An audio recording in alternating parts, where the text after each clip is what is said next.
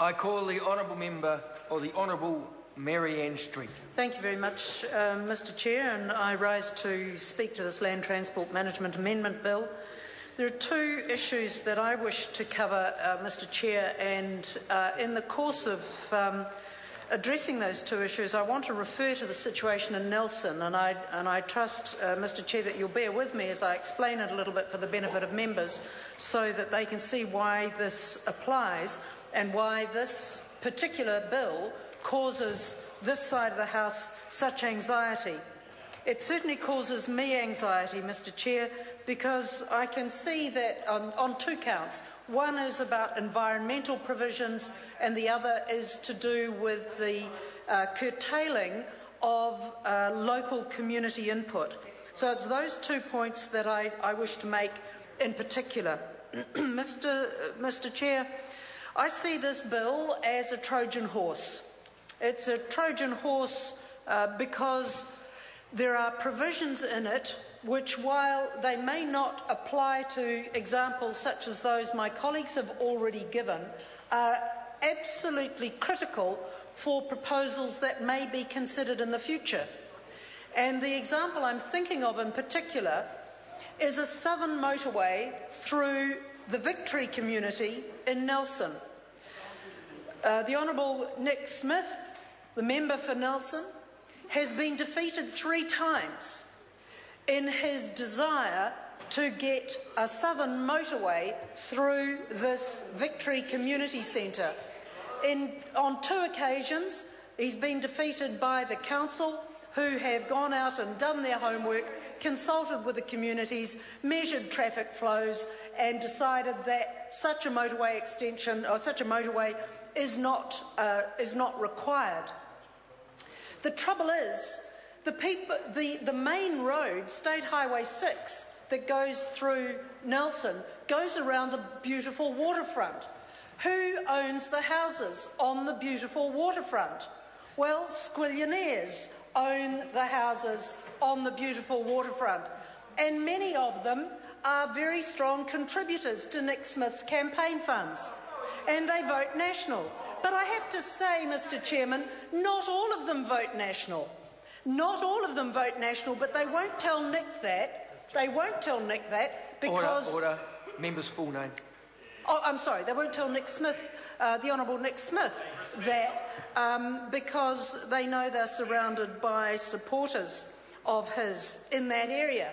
And so their push, and it is renewed time and time again, in fact, as recently as in the Nelson Mail just a week ago, or 10 days ago now, another front page article about how they want to get the logging trucks off State Highway 6 and, in fact, resurrect the idea of a motorway through the Southern Link. Mr Chair, this bill does 2 things that makes the Honourable Nick Smith's desire to please his wealthy funders of his campaign possible. The first and the most dangerous are the limitations to community input.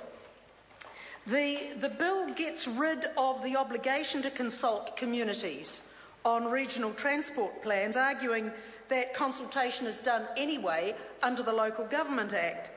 And it removes from regional transport committees representatives of the social, environmental and safety criteria, just leaving elected reps from the councils. Mr Chairman, there is a vibrant community called Victory in Nelson, and you can join those dots easily enough to see why they're called that, but that's an aside. There is a vibrant community that is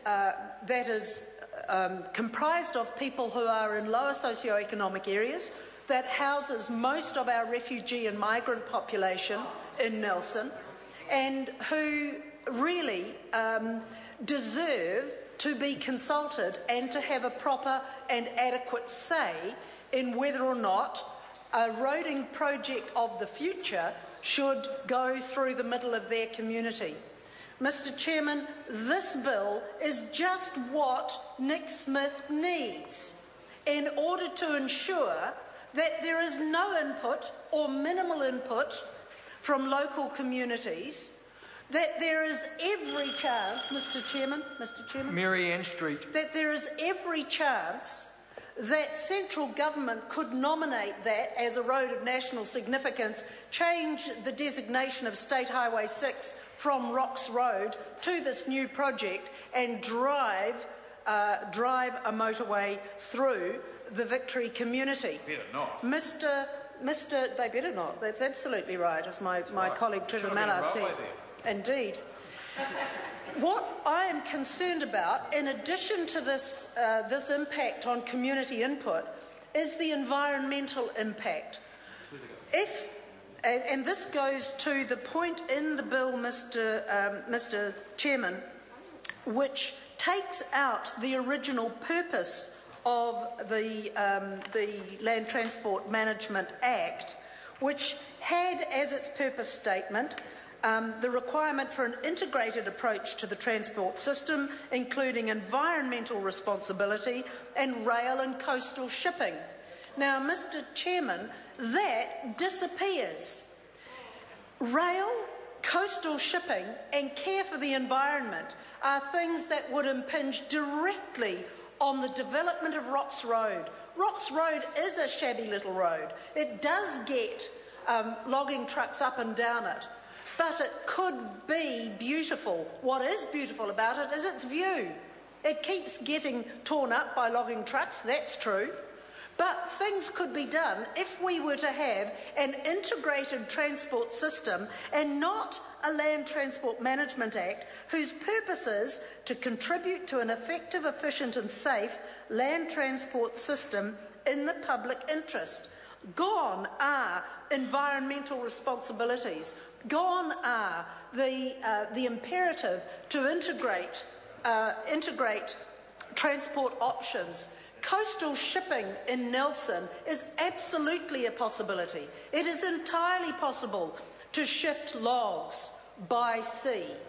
It is possible to reinstate a railway. Mr. Chairman, this is a Trojan horse.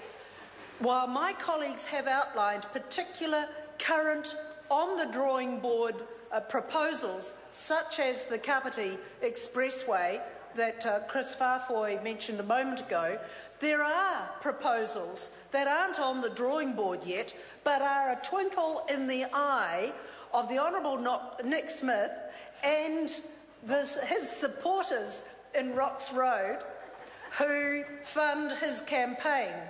His campaign would struggle for funds if it were not for these people in Rocks Road.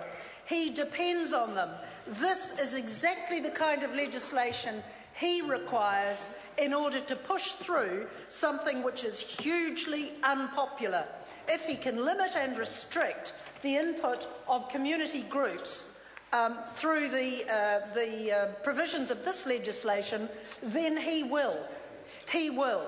So I can see the Honourable Nick Smith's fingerprints all over this as well, and he will just be biding his time and waiting for the next opportunity when he can not put additional funding into beautifying the Nelson waterfront, which is entirely possible now with half a contribution from the Nelson City Council and half from central funding because it is a state highway. No, he would like the state highway to go through the middle of a community that in large measure does not vote for him. And that should not be allowed. This can be used for destructive purposes, Mr. Chairman. This bill can be used for destructive purposes. And I would ask the members opposite to consider that and consider whether what they are setting down here for the future is going to be constructive or destructive. Take away community input, take away environmental responsibility, and we are left with a roading program that detracts from our environment, that ruins our environment, that does not advance alternative and integrated systems of transport, and we are left with an impoverished future. as a result. Thank you, Mr Chair. Chairman. I call Julian Chairman. Kenter. Thank you, Mr Chair. Oh. I